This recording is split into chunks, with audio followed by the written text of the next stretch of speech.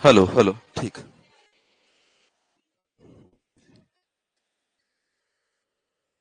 अच्छा, कोई पीडीएफ वगैरह लगाई क्या उन्होंने? चलो देखते हैं। देखो, कल जो पढ़ा था वो मैं वापस से रिपीट कर देता हूँ हल्का। ठीक है, फिर आगे बढ़ते हैं। और वापस रिपीट कर रहा हूँ, इसका मतलब ये है कि साथ साथ याद कर लेना। बेटा लेट हो गए।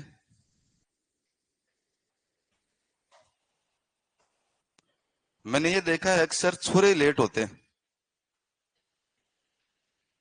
अरे बेचारे काम करते हैं वहां रूम पे। हाँ, खाना वाना बना के आते हैं बेचारे। अच्छे बच्चे। देखो, चारकोल कितने टाइप के होते हैं? चार। ठीक है, पहला चारकोल कौन सा? पाउडर। दूसरा सक्रिय। तीसरा, चौथा। इतना सा ध्यान रखना कौन से चारकोल का क्या काम है। ठीक है, जैसे जंतु चारकोल क्या करता है? रंगीन विलयन को रंगहीन विलयन। आ जाओ नेक्स्ट। ठीक है, इसके बाद में बताया था एल्यूमिनियम एंड सिलिका जेल किसका अधिशोषण करता है?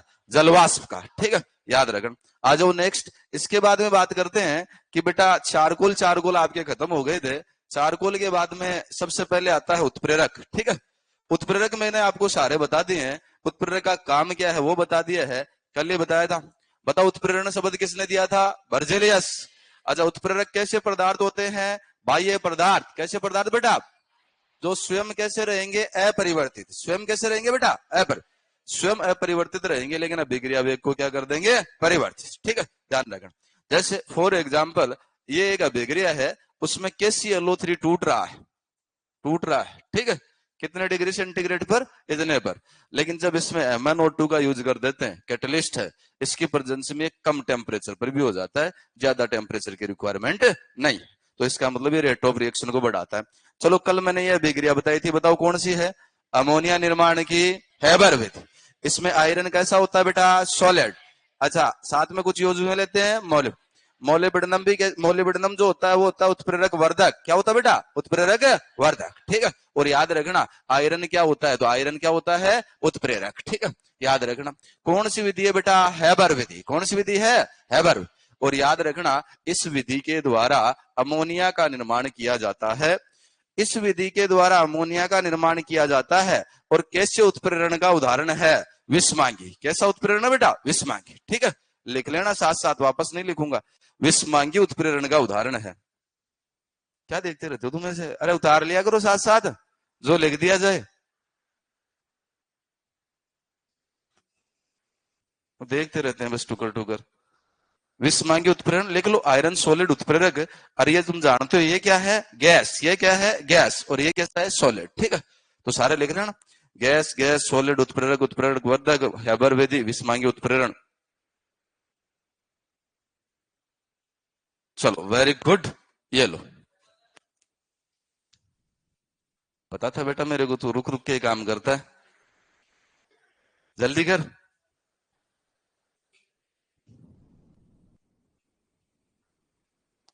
चलिए आ जाइए। देखो, बड़ा अच्छा नाम है, बायोलॉजी में खूब पढ़ा होगा आपने। ठीक है, क्या नाम लिखा हुआ बेटा?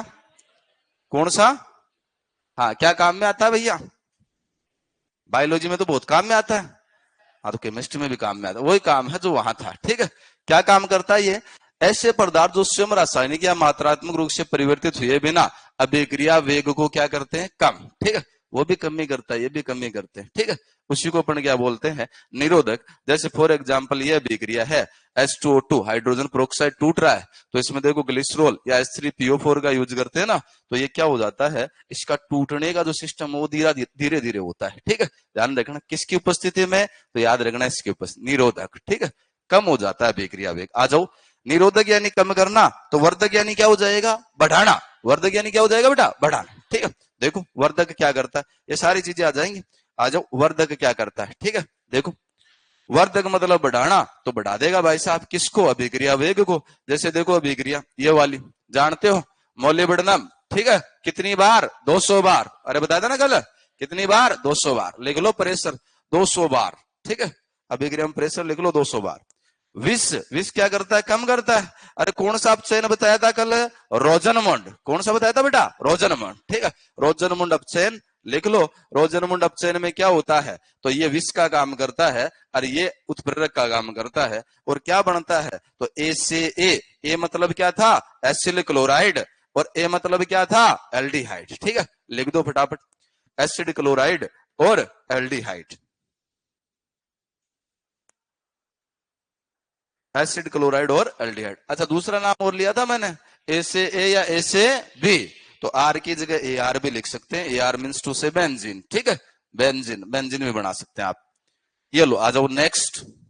नेक्स्ट में आते हैं स्व उत्प्रेरण। और इसमें अपन ने पढ़ा था एथिल एसीटेट का जल अपघटन, और एथिल एसीटेट का जल अपघटन करवाते हैं तो क्या होता है, इधर लिखेंगे H, इधर लिखेंगे OH, और तोड़ेंगे नहीं तब तक छोड़। और बताया था बेटा, ये तो लिख लो E, क्या लिख लो बेटा, E।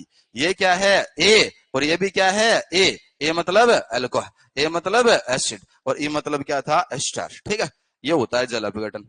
यदि इधर अभिक्रिया चलती है तो इसमें बना हुआ एसिड ही काम में आ जाता है, किसके तौर पे बेटा, उत्प्रेरक के तौर पे। ठीक है, इसलिए इसको अपन क्या बोलते हैं, स्व उत्प्रेरक, लिख लो।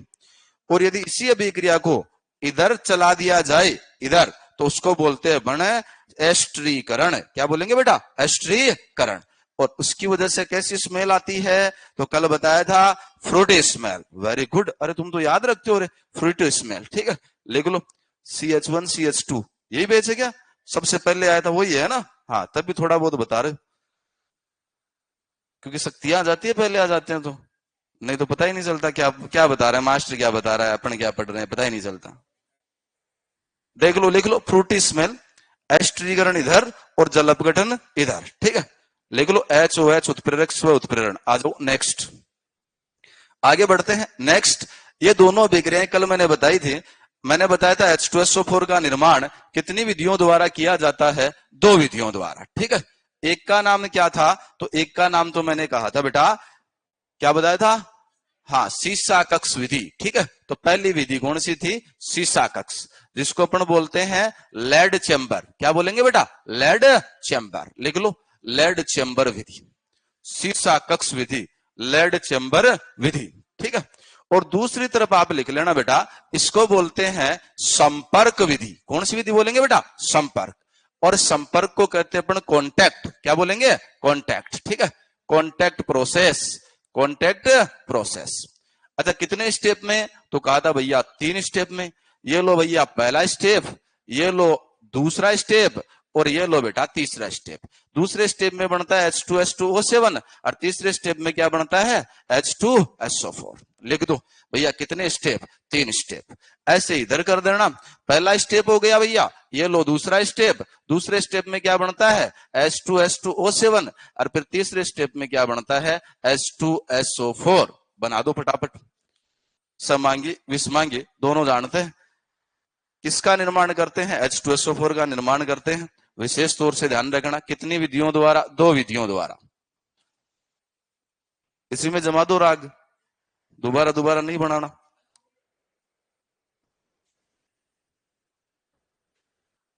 1 2 3, पहला कौन सा, SO3, दूसरा कौन सा, H2H2O7। अरे बताओ, H2H2O7 को क्या बोलते हैं, ओलियम। लिख लेना भैया, ओलियम कहते हैं।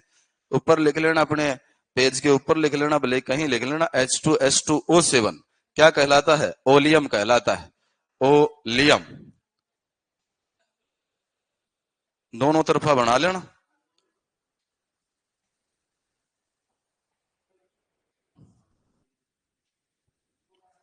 बजरंग दल हो गया बेटा, आगे बढ़े, बहुत बढ़िया।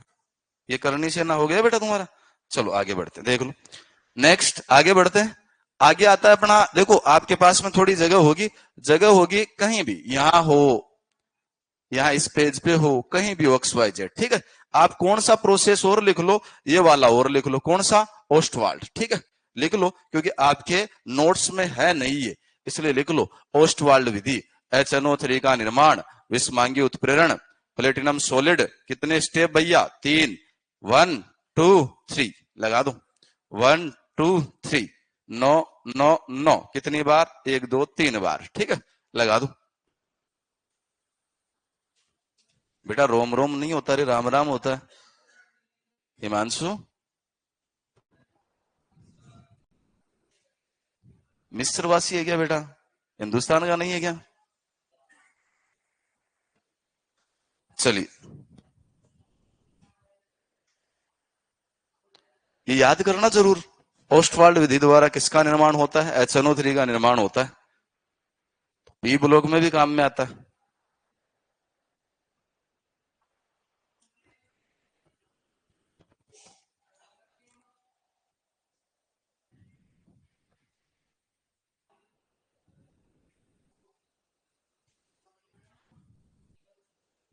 हो गया? चलो हो जाए तो मेरे को बताना।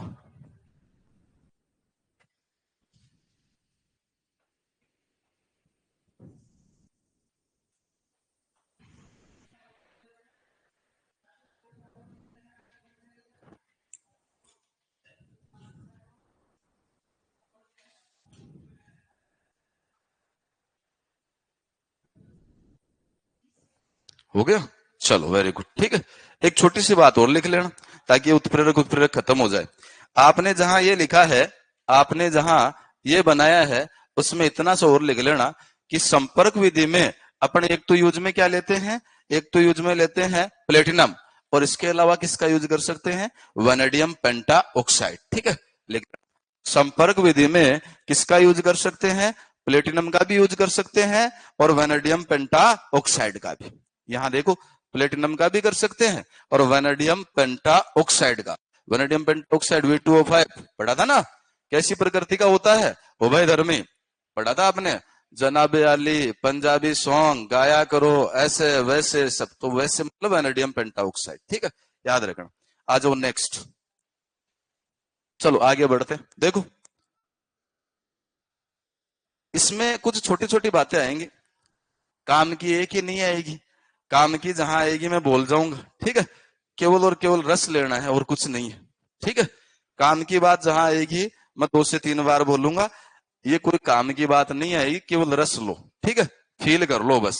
देखो क्या है, विषमांगी उत्प्रेरण की क्रियाविधि। ये क्रियाविधि 5 पदों में संपन्न होती है और ये 5 पद सीधे सीधे हैं, ठीक है। ये 5 पद वैसे पद हैं जैसे मान लो कोई घूमने जाए, किसी के साथ जाए, ठीक है, और मान लो गोवा घूमने गया है। कहाँ घूमने गया है बेटा? गोवा। अच्छा, गोवा घूमने गया है तो जाते ही वहां सबसे पहले क्या, रहने के लिए क्या लेनी पड़ेगी बेटा? होटल। क्या लेनी पड़ेगी बेटा? रूम फैसिलिटी देखनी पड़ेगी बेटा। और रूम फैसिलिटी देखने के बाद में रात को वहां आराम से खाना पीना खा के आराम से विश्राम करो, सुबह घूमो, वापस होटल आ जाओ, विश्राम करो, सुबह घूमो, ठीक है। ये प्रोसेस चलता रहता है। और उसके बाद में ये होगा कि 2-3 दिन बाद में अपना जब कार्यक्रम कंप्लीट हो जाएगा तो अपन वापस कहां जाएंगे? घर, ठीक है। ये प्रोसेस चलता है, क्लियर। अब इस प्रोसेस में क्या है? इस प्रोसेस में दो चीजें भाई, जो दो दो जने गए हैं वो दोनों हैं अभिकारक। और किसके पास गए थे? होटल के पास। क्या लेने के लिए? रूम लेने। मतलब होटल किसका काम कर रहा है? उत्प्रेरक का, ठीक है। और होटल में जाके क्या करते हैं? होटल में जाके अभिकारक रिएक्शन करते हैं।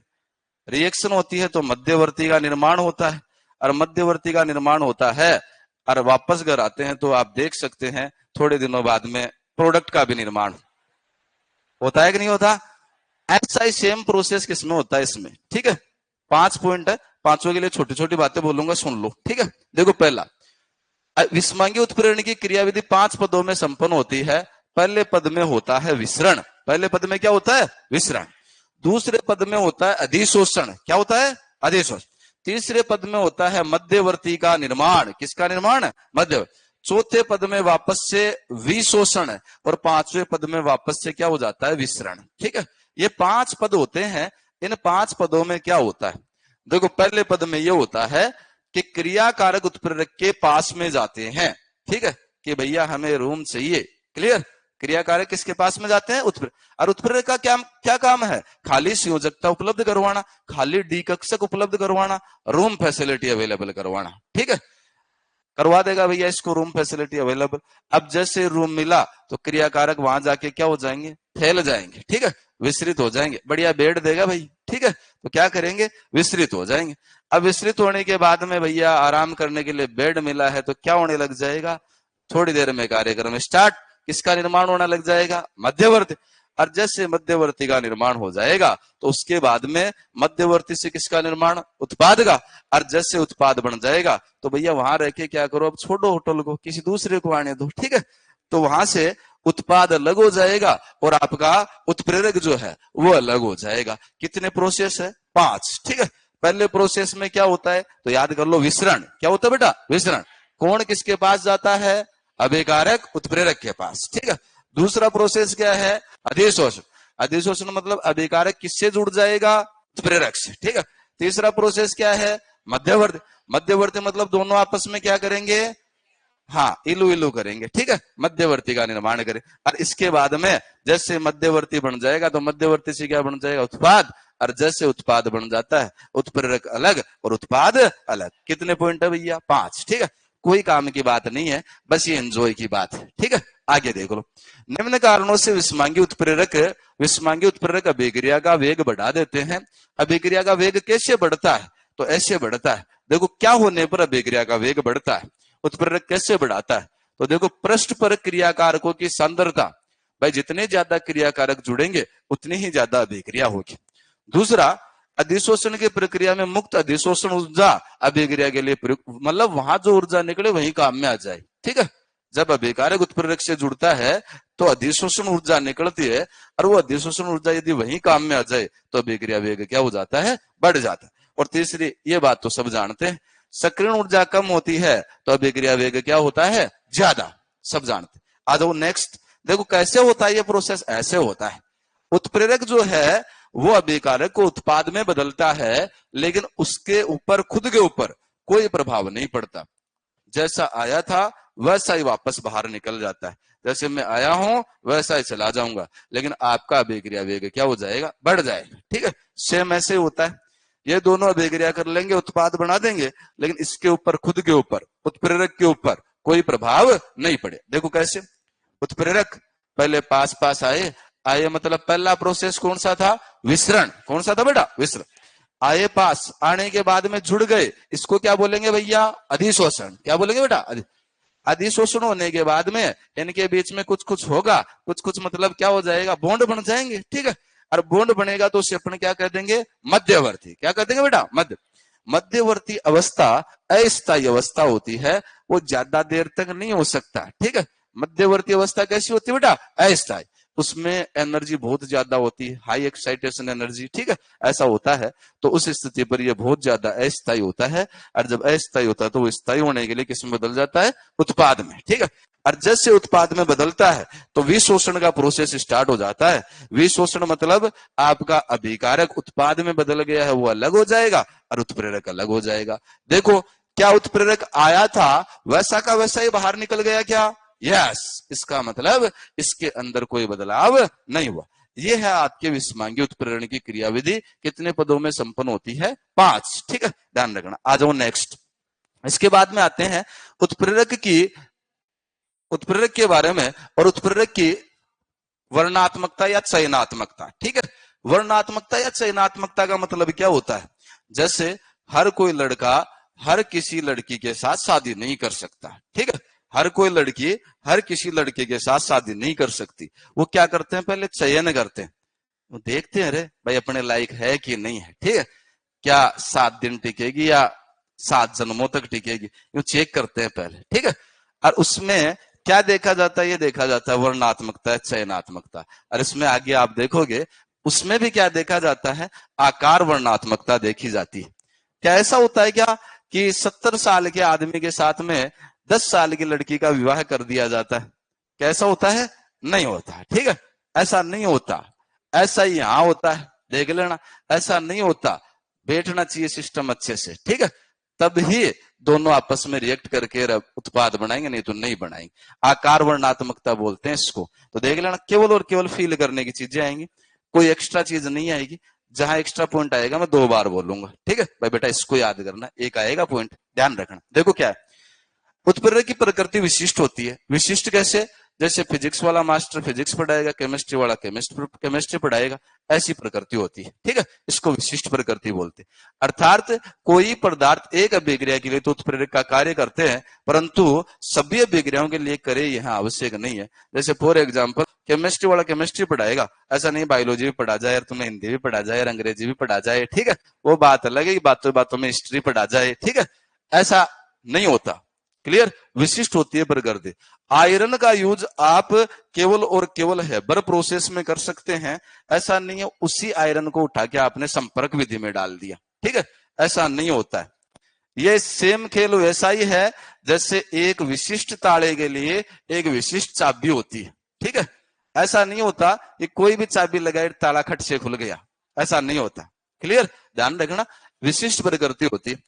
उत्प्रेरक उत्पाद का भी चयन करते हैं, मतलब उत्प्रेरक जैसा डालोगे उसी के अकॉर्डिंग उत्पाद बनेगा। जैसे देखना, इन तीन अभिक्रियाओं में अभिकारक तो सेम है, क्या है, CO एंड H2, लेकिन जैसे ही उत्प्रेरक बदल दिया जाता है तो उत्पाद भी बदल जाता है। इसका मतलब उत्प्रेरक उत्पाद को भी डिसाइड करता है।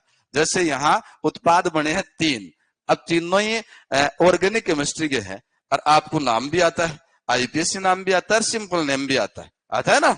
हाँ, तो पहले तो बताओ इसका IPSC नाम क्या है? Formaldehyde, very good. और इसका सिंपल नेम क्या है फिर?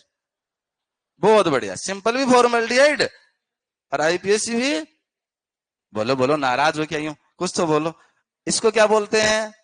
बॉयज बोलेंगे, देखना तुम बताते नहीं हो बेटा, देखो बॉयज बोले बेटा। क्या इसको फॉर्मल्डिहाइड बोलते हैं?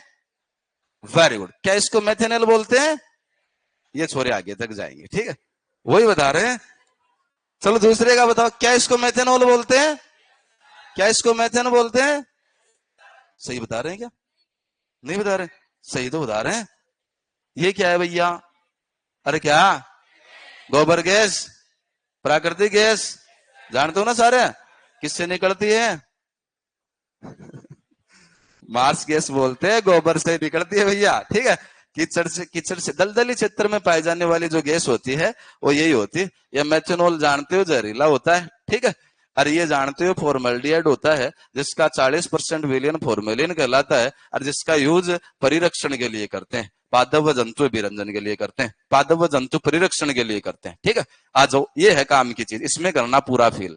देखो क्या है, आकार वर्णात्मकता, दो चीजें हैं, आकार वर्णात्मकता। तो दो चीजें आएंगी भैया। क्रियाकारक किससे जाके जुड़ता है? उत्प्रेरक। और उत्प्रेरक किसमें बदल देता है उसको? उत्पाद में, ठीक है। क्या सभी उत्प्रेरक सभी क्रियाकारकों के साथ में काम में आ जाते हैं? नहीं, ठीक है, विशिष्ट प्रकृति होती है। और कितनी विशिष्ट होती है देखना। देखो, इसके लिए आकार वर्णात्मकता को समझने के लिए एक उदाहरण लिया जाता है उत्प्रेरक का, जिसका नाम क्या है? जियोलाइट। कौन सी लाइट बेटा? जियोलाइट, ठीक है। जियो वालों ने लॉन्च करी ऐसा नहीं है, इसका नाम ही है। क्या नाम है? जियोलाइट, ठीक है।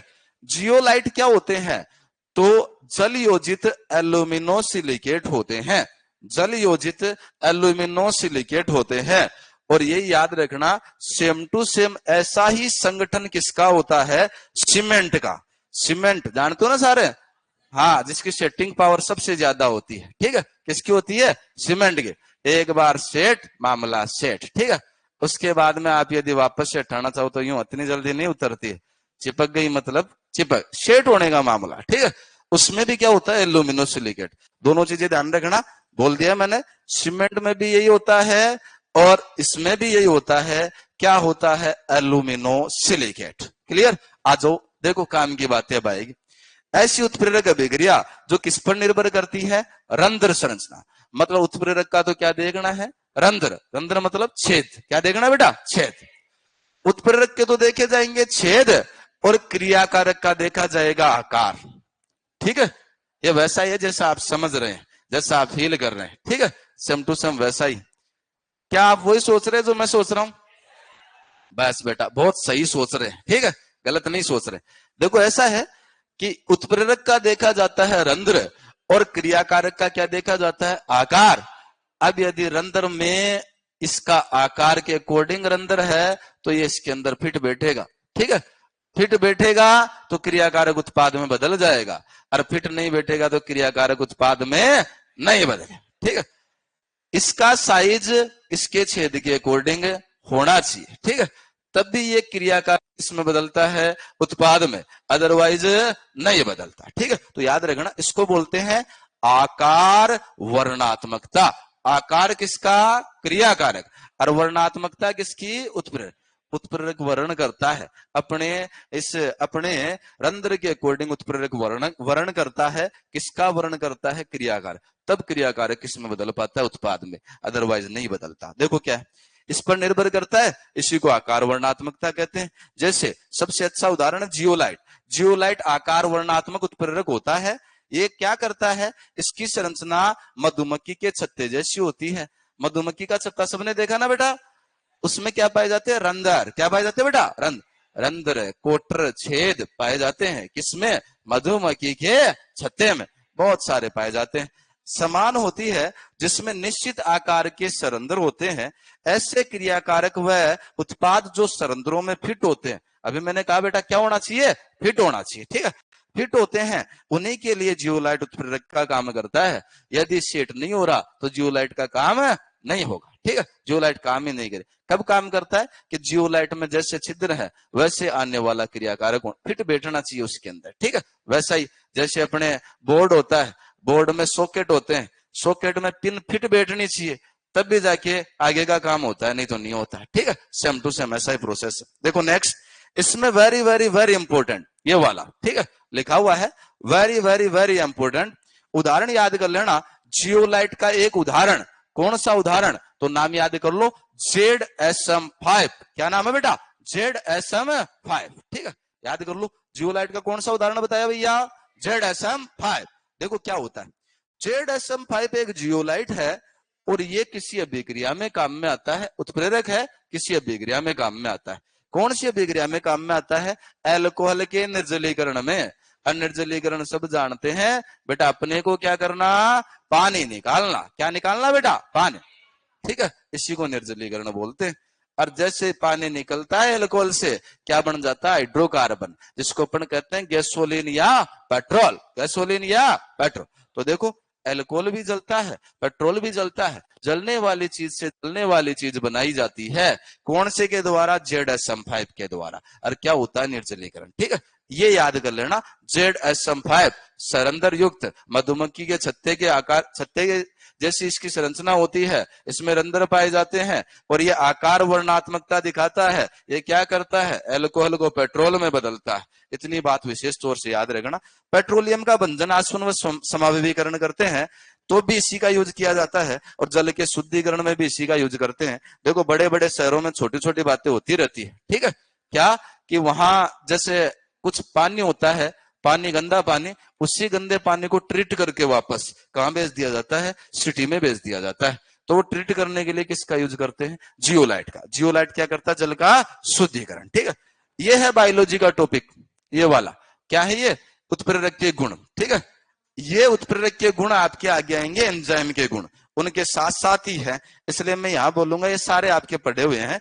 एक भी चीज ऐसी नहीं है जो आपकी पढ़ी हुई नहीं है। देखो, उत्प्रेरक में क्या कोई परिवर्तन होता है? क्या नहीं होता है, ठीक है। उत्प्रेरक की क्या कोई उत्प्रेरक की भौतिक अवस्था तो बदल सकती है, लेकिन रासायनिक या मात्रात्मक कोई परिवर्तन नहीं होता। उत्प्रेरक होता है वो क्या करता है? अभिक्रिया वेग को बढ़ाते हैं। ये ध्यान रखना, अभिक्रिया को प्रारंभ नहीं करते हैं, अभिक्रिया वेग को क्या करते हैं? बढ़ाते। उत्प्रेरक की कितनी मात्रा चाहिए? थोड़ी सी, दिखाना ही है बस, ठीक है, एक बार दिखाया कार्यक्रम चालू, ठीक है। उत्प्रेरक की कितनी की मात्रा चाहिए बेटा? थोड़ी सी मात्रा, ठीक है। उत्प्रेरक की प्रकृति विशिष्ट होती है, ये बात मैंने कह दी। और विशिष्ट कितनी विशिष्ट? आकार वर्णात्मकता भी दिखाते हैं, ठीक है, चयन करते हैं। और साम्यावस्था, ये वाला जो पॉइंट है, ये वाला जो पॉइंट है, ये साम्यावस्था वाले चैप्टर में भी आएगा। इसको आप स्टार लगा लेना, इसको आप 5 स्टार लगा लेना, ठीक है। ये पॉइंट काम का है जिसके मैं स्टार लगा रहा हूं, पॉइंट नंबर 7। ये साम्यावस्था वाले चैप्टर में भी आएगा, ठीक है। देख लो क्या है, साम्यावस्था में उत्प्रेरक मिलाने पर अग्र व प्रतीप अभिक्रिया का वेग बढ़ जाता है, दोनों बढ़ जाते हैं, इसलिए साम्य जल्दी प्राप्त होता है। परंतु साम्यावस्था एवं साम्यावस्था स्थिरांक को प्रभावित नहीं करते। तो आपको कभी भी पूछे क्या साम्यावस्था या साम्यावस्था स्थिरांक, जिसको बोला जाता है के, क्या बोला जाता है बेटा? के, क्या ये कभी उत्प्रेरक से प्रभावित होता है? तो कह देना नहीं होता, ठीक है। उत्प्रेरक का साम्यावस्था व साम्यावस्था स्थिरांक पर बिल्कुल भी फर्क नहीं पड़ता। यदि उत्प्रेरक पास से गुजर जाए, साम्यावस्था की स्थिति हो, साम्यावस्था की स्थिति और उत्प्रेरक पास से गुजर जाए तो साम्यावस्था पर कोई प्रभाव नहीं पड़ता, नहीं साम्यावस्था स्थिरांक पर कोई प्रभाव पड़ता है।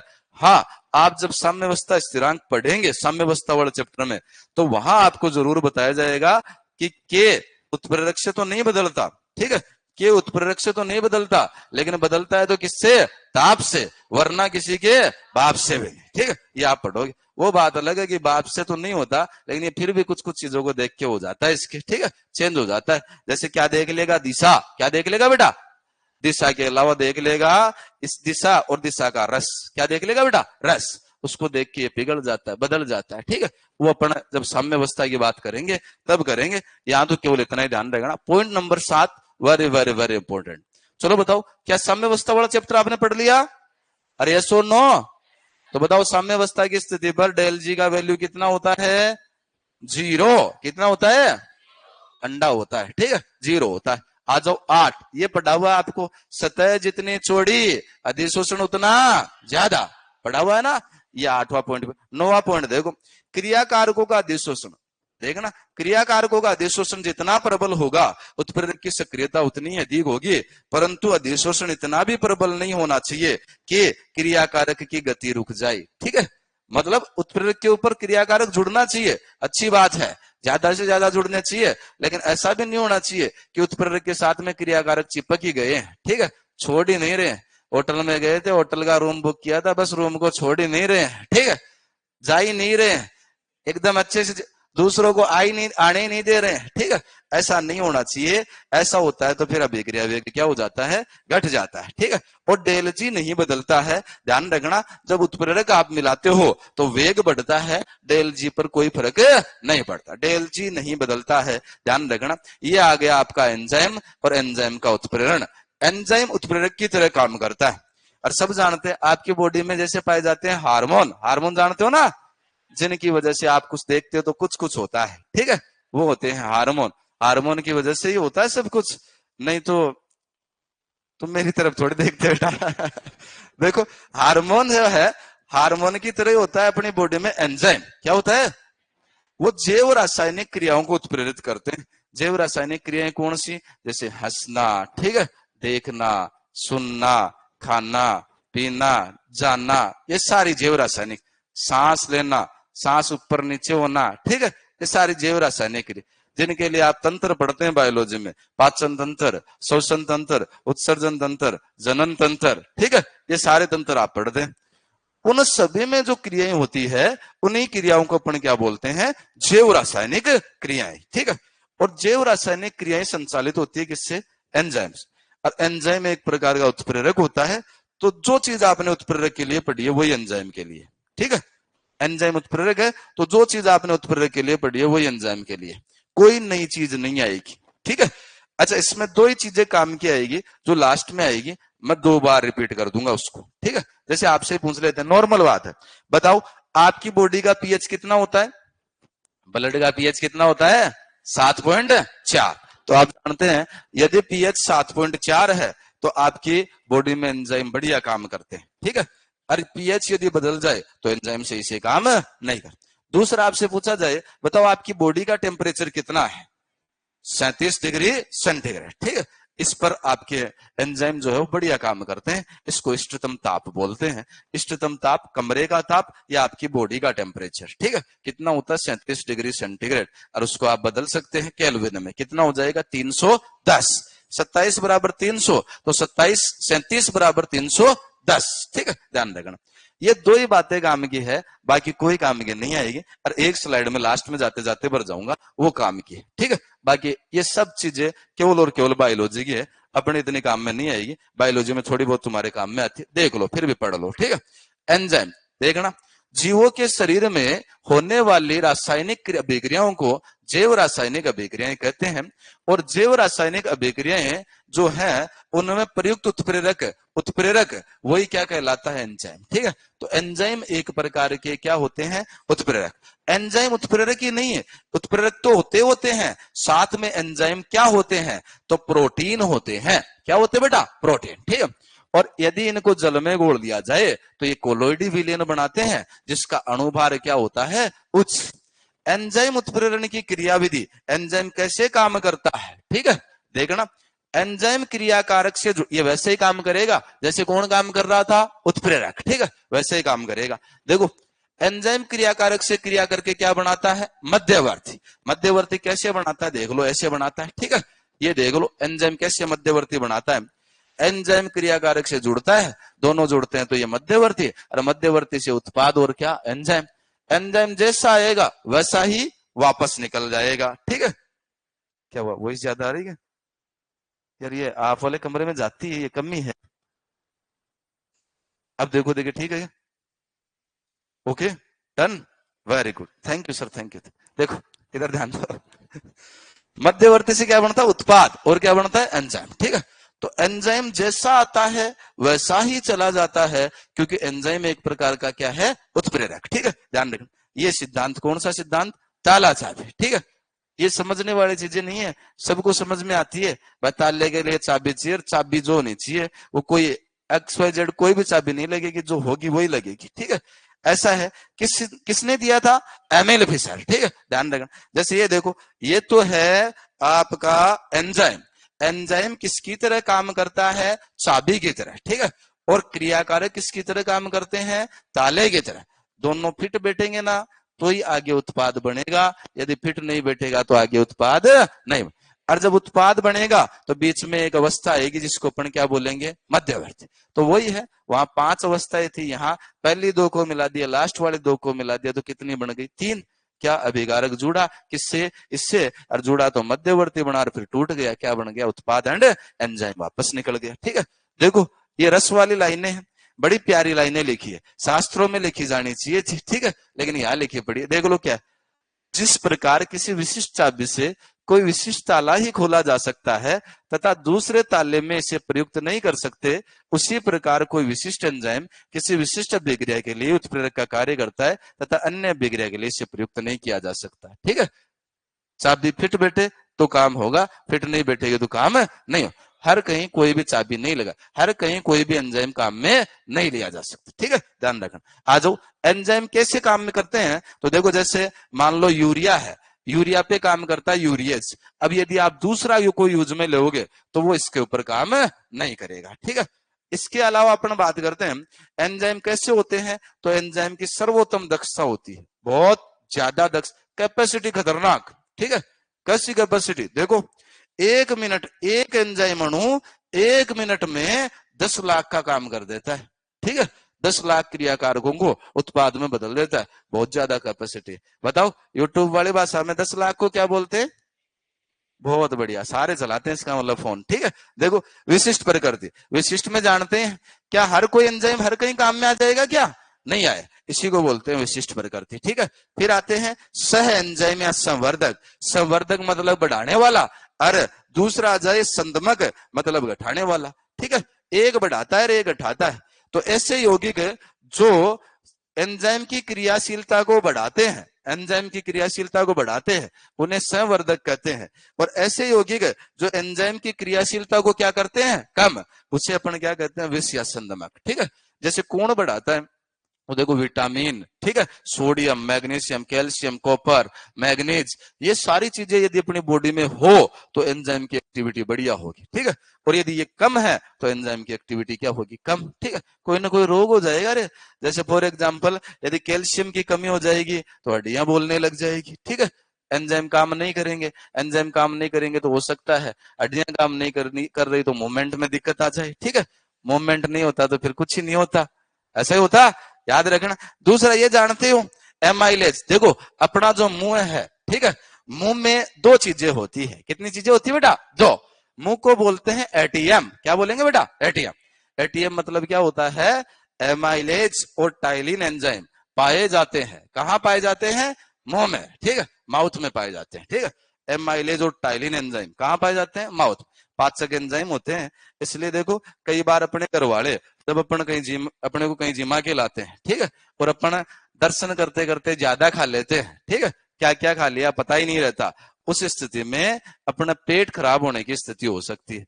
तो अपने घर वाले कहते थे यूं कहीं सी माँ के लाते थे तो बेटा भूतनी रल जाएगी, ठीक है। एक्चुअल में वो भूतनी का कॉन्सेप्ट नहीं है, वो कॉन्सेप्ट इसका कॉन्सेप्ट है, ठीक है। यदि आपने कुछ ज्यादा खा लिया तो वो लास्ट में अपने को थोड़ा सा क्या देते थे, नमक, ठीक है। नमक देने से क्या होता है, अपने ये एंजाइम एक्टिव हो जाते हैं, तो जो आपने खाया था, ठीक है, वो पच जाता है। भूतनी का इसमें कोई कॉन्सेप्ट नहीं। बॉयज इधर नहीं देखेंगे, ठीक है, इधर देखेंगे, क्लियर। हाँ, उसका कोई कॉन्सेप्ट नहीं। याद रखना कौन से एंजाइम है, दो एंजाइम। एटीएम आ जाओ, विष, विष मतलब कम करने वाला। जैसे मान लो किसी ने मरकरी या ऑर्सेनिक ये ले लिया या ड्रग्स ले लिए, तो अपने एंजाइम सही काम नहीं करते, ठीक है। सही काम नहीं करते मतलब देखो एंजाइम ड्रग्स वगैरह कोई ले ले, ड्रग्स कोई ले ले तो एंजाइम सही काम नहीं करते। और एंजाइम सही नहीं काम करते तो अपनी जैव रासायनिक क्रियाएं सही नहीं चलती, पता ही नहीं चलता कहाँ सो रहे हैं, ठीक है, बेडरूम है कि वॉशरूम है, पता ही नहीं चलता, ठीक है। और ये किसकी वजह से, ड्रग्स की वजह से। जो ड्रग्स ले लेते हैं तो उसकी वजह से बॉडी जो है ना वो प्रॉपर काम नहीं कर पाती, पता ही नहीं चलता। सोना तो होता है 6 से 8 घंटे और सो रहा है 3-3 दिन, ठीक है, पता ही नहीं चल रहा। पता ही नहीं चल रहा कब जाना है कब खाना है, ठीक है, ऐसा हो जाता है। क्यों, क्योंकि यदि ड्रग्स वगैरह औषधियां वगैरह जब लेते हैं तो उसकी वजह से आपके एंजाइम प्रॉपर काम नहीं करते, ठीक है। इसलिए इनको कहा जाता है विष या संदम। इसीलिए कहते हैं बेटा क्या नहीं लेना चाहिए, ड्रग्स नहीं लेना चाहिए, ठीक है। ड्रग्स खाना नहीं चाहिए, क्यों नहीं खाना चाहिए वो इसीलिए, ठीक है। देखो क्या होता है, यदि विष या संदमक का आप यूज करते हैं, आप यदि ड्रग्स लेते हैं तो उसकी वजह से ये होता है कि ड्रग्स एंजाइम से जाके पहले ही जुड़ जाता है। ड्रग्स एंजाइम से जाके पहले ही जुड़ जाता है। अब यदि एंजाइम से पहले ही जुड़ गया ड्रग्स, तो बताओ क्या क्रियाकारक जुड़ पाएगा, नहीं। और क्रियाकारक यदि एंजाइम से नहीं जुड़ पाएगा तो उत्पाद ही नहीं बनेगा, और उत्पाद नहीं बनेगा तो अपनी बॉडी चलेगी नहीं, ठीक है, जैव रासायनिक क्रियाएं होती ही नहीं। देखो विष या संदमक एंजाइम के सक्रिय स्थल या कोटर में फिट हो जाते हैं पहले ही, ठीक है। उसकी वजह से ये होता है कि एंजाइम क्रियाकारक से नहीं जुड़ पाता, और नहीं जुड़ पाता क्रियाशीलता क्या हो जाती है, कम, या फिर अपन कहते हैं समाप्ति हो जाती है। कई बार तो ज्यादा ड्रग्स लेने से जैव रासायनिक क्रियाएं बंद हो जाती है। बंद होने का मतलब सांस नहीं आना, ठीक है, पाचन तंत्र सब तंत्र बिगड़ जाना, और उसकी वजह से क्या हो जाती है, कई बार ज्यादा ड्रग्स लेने से आदमी मर जाता है। क्यों मर जाता है, क्योंकि एंजाइम काम नहीं करते, ठीक है। इसके बाद में आते हैं इष्टतम ताप क्या होता है, वह ताप जिसपे एंजाइम सबसे ज्यादा काम करे, एंजाइमों की क्रियाशीलता सर्वाधिक हो, उसे इष्टतम ताप कहते हैं। ग्राफ में दिखाया गया है कि ताप और एंजाइम की क्रियाशीलता के बीच में ग्राफ है। देखो ये ग्राफ जहां हाईएस्ट जा रहा है वहां ये ताप का एक बिंदु है, ठीक है, जिसके ऊपर इसकी क्रियाशीलता क्या है, अधिकतम, ठीक है। ताप का वह बिंदु जिसके ऊपर क्रियाशीलता ज्यादा होती है उसे अपन कौन सा ताप कहते हैं, इष्टतम। इसकी जरूरत ही नहीं थी, ठीक है, वैसे ही बता सकते हैं अपन।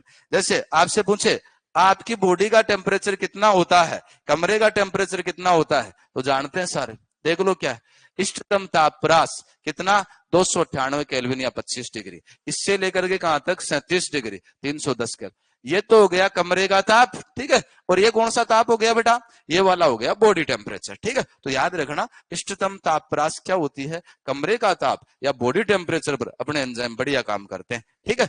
44 से 55 डिग्री हो जाए तो क्या हो जाए, जैसे कई बार गर्मियों में जब ज्यादा गर्मी बढ़ जाती है तो गवर्नमेंट ये कहती है कि बाहर मत निकलो भैया, ठीक है। बाहर क्यों नहीं निकलने के लिए कहती है, क्योंकि यदि बाहर निकलेंगे तो 44 से 55 डिग्री सेंटीग्रेड यदि बाहर टेम्परेचर है तो अपने एंजाइम काम ही नहीं करेंगे। और एंजाइम काम नहीं करेंगे तो जो बाजार कुछ करने गया था, घूमने गया था, ठीक है, जो बाजार में घूमने गई थी वो बाजार में कहीं घूमते घूमते गिर जाएगी, पड़ जाएगी, ठीक है। एंजाइम काम नहीं करेंगे, काम नहीं करेंगे तो कहीं कुछ भी हो सकता है। इसलिए गवर्नमेंट कहती है कि जब टेम्परेचर ज्यादा हो तो भैया बाहर मत निकलो, धूप में ना निकला करो रूप की रानी, ठीक है। वो क्यों कहते हैं भैया, वो इसीलिए कहते हैं, क्लियर, ध्यान रखना। इष्टतम पीएच क्या होता है, तो याद रखना इष्टतम पीएच जिसके ऊपर एंजाइम की क्रियाशीलता ज्यादा हो। और बताओ अपनी बॉडी में एंजाइम किस पीएच पर ज्यादा काम करते हैं, 5 से 7.4। और ये आप जानते हैं कि अपने बॉडी में 5 से 7.4 पर पीएच पर बढ़िया काम करते हैं। और ये भी ध्यान रखना अपने बॉडी में पेप्सिन एंजाइम, ठीक है, पेप्सिन, ट्रिप्सिन, ऐसे नाम सुने ना, कहाँ पाए जाते हैं, पेट में। पेप्सिन कहाँ, पेट में, ठीक है, सीधा सीधा पेप्सिन पेट में पाया जाता है। और पेट में HCl होता है, जानते हैं सारे, ठीक है। और उसकी वजह से पीएच कितना होता है 2। तो पेट में 2 पीएच पर एंजाइम बढ़िया काम करते हैं और बाकी पूरी बॉडी में पीएच कितना 7.4 इस पे बढ़िया काम करते हैं, 5 से 7.4 इसकी रेंज होती है। ठीक है, ये आपके एंजाइम क्या है, खत्म। अधिशोषण अधिशोषण खत्म है। अच्छा, एंजाइम के रिगार्डिंग कितनी बातें याद करनी है, तो मैंने कह दिया भैया 2 याद करनी, इष्टतम पीएच और इष्टतम ताप। ठीक है, बाकी कुछ याद नहीं करना। अभी लिखूंगा एक स्लाइड, वो जरूर याद करनी, वो मैं याद करवा जाऊंगा। ठीक है, वो तुम्हारे बायोलॉजी में और केमिस्ट्री में दोनों में काम में आ जाएगी। अच्छा, उत्प्रेरक में क्या याद करना है, तो मैंने कल ही बताया था और आज भी बताया। उत्प्रेरक में याद करना है उत्प्रेरक वर्धक, उत्प्रेरक विष, स्व उत्प्रेरण। ठीक है, इसके अलावा याद करना है पहला हेबर प्रोसेस, दूसरा H2SO4 का निर्माण, तीसरा ओस्टवाल्ड प्रक्रम। ठीक है, ये 3 ही चीजें याद करनी, बाकी कुछ याद नहीं करना, कुछ भी अपने काम का नहीं है, जो मैंने बता दिया वही याद करना है। देख लो एंजाइम, कुछ एंजाइम जो आपके केमिस्ट्री एंड बायोलॉजी दोनों में काम में आएंगे। ठीक है, इधर ध्यान देना। देखो सबकी तो नहीं होती, बॉयज ध्यान दे, सबकी तो नहीं होती, लेकिन कुछ की होती। ठीक है, क्या होती बेटा, जीएफ। क्या होती बेटा, जीएफ। ठीक है, जीएफ मतलब बहुत बढ़िया बेटा। ठीक है, अरे तुम हवा में बोलते, जीएफ मतलब क्या होता है, हाँ सोना बाबू वाला सिस्टम नहीं है बेटा। ठीक है, एसआई की जीएफ होती है, पहला याद कर लो क्या बेटा, एसआई की जीएफ होती है, सबकी नहीं होती, किसकी होती, एसआई। एस मतलब क्या है, तो एस मतलब होता है सुक्रोज। एस मतलब क्या होता है बेटा, सुक्रोज। सुक्रोज का फॉर्मूला जानते हो ना, C12H22O11। सुक्रोज में जब एंजाइम डाला जाता है इनवर्टेज, कौन सा एंजाइम बेटा, इनवर्ट, तो वो बदल जाता है ग्लूकोज एंड फ्रुक्टोज में। ठीक है, और ग्लूकोज का फॉर्मूला जानते हैं C6H12O6 और C6H12O6, दोनों का फॉर्मूला यही होता है। ठीक है, चलो पहला एंजाइम खत्म, दूसरे एंजाइम पे आते हैं। ठीक है, याद कर लेना साथ साथ।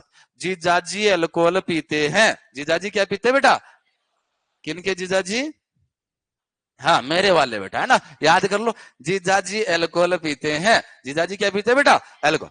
तो सीधा सीधा जी, जी मतलब क्या, ग्लूकोज। जी मतलब क्या है बेटा, ग्लूकोज। ठीक है, और जेड, जेड मतलब हो गया जाइमेज। जेड मतलब क्या हो गया बेटा, जाइमेज। और एल्कोहल मतलब एल्कोहल। एल्कोहल प्लस CO2 का निर्माण होता है, और ये अभिक्रिया वही अभिक्रिया है जो आपने पढ़ा होगा, श्वसन 2 प्रकार का, एक वायवीय और एक अवायवीय। तो ये अवायवीय श्वसन वाली अभिक्रिया ही है। ठीक है, अवायवीय श्वसन होता है तो क्या बनता है बॉडी में, एल्कोहल और CO2। इसलिए रात भर पड़े रहते हो ना तुम, जब तुम्हें पता नहीं रहता कि सांस बराबर आ रहा है कि नहीं आ रहा, ठीक है, उस टाइम बॉडी में क्या बनता है, एल्कोहल एंड CO2 बनता है। और इसीलिए खाना खाने के जस्ट बाद में, थोड़ी देर बाद में आपको क्या आने लग जाती है, नींद। क्यों, क्या बन गया बॉडी में, एल्कोहल। ठीक है, ध्यान रखना। तीसरा देखो, एक पोस्ट होती है SDM। SDM जानते हो क्या, हाँ, एक बड़ी अच्छी मूवी भी आई थी, शादी में जरूर आना, देखी थी क्या, उसमें वो छोरी बन जाती है, क्या बन जाती है, वो यही बनती है शायद, SDM बन जाती है। ठीक है, और उसके फिर हजार नखरे, शादी छोड़ के भाग जाती है, देखी थी क्या। और फिर बाद में, उसके बाद में क्या होता है, हाँ वो छोरा क्या बन के आता है, हाँ, और फिर जानते हो क्या होता है। ठीक है, हाँ फिर वही चीजें, मैं सिर्फ आपकी हूं, आपके सिवा मैंने किसी को देखा भी नहीं। ठीक है, वो वाली एसडीएम। एसडीएम का मतलब ध्यान रखना क्या है, एस, एस मतलब होता है एस मतलब होता है स्टार्च। एस मतलब क्या बेटा, स्टार्च। ठीक है, स्टार्च को डायस्टेज एंजाइम जो होता है, डायस्टेज एंजाइम जो होता है वो बदलता है, किसमें बदलता है, माल्टोज में। किसमें बदलता है बेटा, माल्टोज में। ठीक है, और इसके अलावा चौथी अभिक्रिया आती है माल्टोज को माल्टेज में, तो M2G2, M2G2। M2G2 का मतलब है, M मतलब माल्टोज, माल्टोज 2 बार, 2 बार मतलब माल्टोज को माल्टेज एंजाइम, तो 2 बार हो गया MM। ठीक है, MM 2 बार हो गया, और फिर लिखा 2G या G2। ठीक है, G2 का मतलब है 2 ग्लूकोज का निर्माण होता है, कब, जब आप माल्टोज में क्या डाल देते हैं, माल्टेज। ठीक है, और इसके बाद में 2 और बच जाते हैं, एक बच जाता है यूरिएज। क्या बच जाता है बेटा, यूरिएज। यूरिएज काम करता है यूरिया पर, और यूरिया तो सारे जानते हो ना, बताओ फॉर्मूला यूरिया का, NH2CONH। सबसे पहले बनाया हुआ कार्बनिक पदार्थ कौन सा था, यूरिया। कौन से प्रक्रम द्वारा, वुलर, नाम नहीं सुना था क्या। अच्छा, यूरिया का निर्माण किससे किया गया था, अमोनियम साइनेट किससे किया गया था? अरे पढ़ा नहीं था क्या? अमोनियम साइनेट अकार्बनिक था और यूरिया कैसा था? कार्ब। आपके रसायन विज्ञान की, ठीक है, केमिस्ट्री की सबसे पहली क्रांति यही थी, ठीक है। पहले ये समझा जाता था कि अकार्बनिक से अकार्बनिक, कार्बनिक से कार्बनिक, लेकिन फिर क्या बना दिया गया? यूरिया। जेट में पूछा हुआ भी है, बताओ यूरिया का आईपीएसी नाम क्या है? बस ये वाला है, कौन सा? अमीनो मैथेनेमाइड, अमीनो मैथेनेमाइड, ठीक है। बताते अच्छा हुआ आप, है ना। ये लो यूरिया, ठीक है। यूरिया में कौन सा एंजाइम? तो ध्यान रखना, यूरिएज। कौन सा एंजाइम बेटा? यूरियाज, ठीक है। इससे क्या बनता है? तो अमोनिया बन जाता है, साथ में बाई प्रोडक्ट और बन जाते हैं। इसके अलावा एक और बच जाता है, नाम ध्यान रखना, पेप्सिन। क्या नाम है बेटा? पेप्सिन। पेप्सिन के अलावा ट्रिप्सिन, ठीक है। दो एंजाइम है, ये किस पर काम करते हैं? ये प्रोटीन पर काम करते हैं। और प्रोटीन से क्या बन जाता है? प्रोटीन एक प्रकार का पॉलीपेप्टाइड होता है। तो पॉलीपेप्टाइड टूटता है और टूटने से पेप्टाइड, और पेप्टाइड के टूटने से क्या बनता है? अमीनो अम्ल। क्या बनता है बेटा? अमीनो। और आप सब जानते हैं प्रोटीन की एकलक इकाई कौन सी होती है? अमीनो अम्ल। अमीनो अम्लों के बहुलकीकरण से क्या बनता है? प्रोटीन। क्या बनता है बेटा? प्रोटीन। प्रोटीन कितनी प्रकार की होती है? 4। अरे पढ़ी थी ना, प्राथमिक संरचना, द्वितीयक संरचना, तृतीयक संरचना, पढ़ा था ना। जिसमें सबसे ज्यादा बॉन्डिंग कौन सी में होती है? चतुर्थक संरचना में। कौन सी प्रोटीन है जिसका आप जल अपघटन नहीं कर सकते? प्राथमिक प्रोटीन का, ठीक है। अरे पढ़ा नहीं था क्या? पढ़ा था ना। हाँ तो लिया थोड़ा थोड़ा प्रोटीन, ठीक है। देख लो कितने पॉइंट लिखे हैं भैया? 6। याद कर लो। पहला कौन सा है? एसआई की क्या होती है? जीएफ। एसआई की क्या होती है? दूसरा, आपके जीजाजी क्या पीते बेटा? मेरे वाले नहीं, आप वाले भी पीते हैं, ठीक है। जीजाजी अल्कोहल पीते हैं, पीते नहीं है, बस ये याद करने के लिए, ठीक है। अच्छा, तीसरा क्या है बेटा? एसडीएम। क्या है? एसडीएम। फिर इसके बाद में M2G2, इसके बाद में यूरिएज, इसके बाद में, और इनमें सोर्स तो आप जानते हैं, शायद एग्रीकल्चर के बच्चे हैं तो इनका सोर्स तो जानते हो आप। जैसे ये यीस्ट से आता है, ठीक है। ये इन्वर्टेज एंजाइम किससे प्राप्त होता है? यीस्ट से, ठीक है। ये एंजाइम यीस्ट से प्राप्त होता है, ये भी यीस्ट से प्राप्त होता है, ठीक है। और ये वाला जो है, ये वाला भी यीस्ट से ही प्राप्त होता है, ठीक है। यूरिएज एंजाइम सोयाबीन से प्राप्त, सोयाबीन नाम सुना है क्या? सोयाबीन, ऐसे अलग अलग जगह से एंजाइम प्राप्त होते हैं। लेकिन ये तो मतलब अपन कहें बिना फालतू की चीज है। आप तो ये याद कर लेना कौन सा एंजाइम किसको किस में बदलता है, ठीक है। तो आपके एंजाइम के रिगार्डिंग पॉइंट भी खत्म है, और मेरे ख्याल से टाइम भी खत्म है। इसलिए आप क्या कर लो, इसको नोट कर लो। मिलते हैं नेक्स्ट क्लास में। डन, टाटा, बाय बाय, ठीक है। जय हिंद, जय भारत। तो आज बताए वो सारा आ जाएगा? अरे क्लियर कर लोगे तो जोर से बोल दो। ओ यस, ठीक है। बोलो भैरू जी महाराज की जय। कर लो, कंप्लीट कर लो, ठीक है। भाई कल देखेंगे। NH3 के पास में क्या लिखा है बेटा? अर्चना, NH3 के पास में मैंने लिखा है हेबर विधि। हेबर विधि। NH3 के पास में क्या लिखा है? यूरिएज लिखा है। अच्छा, पहले वाला पूछ रहे हैं, हेबर विधि बेटा, हेबर विधि लिखा था। बहुत बढ़िया, वेरी गुड बेटा। पूजा, गुड मॉर्निंग बेटा। हिमांशु, राम राम बेटा। कर लो कर लो, ठीक है। कल मिलते हैं, और कल से अपन स्टार्ट कर देंगे कोलोइड।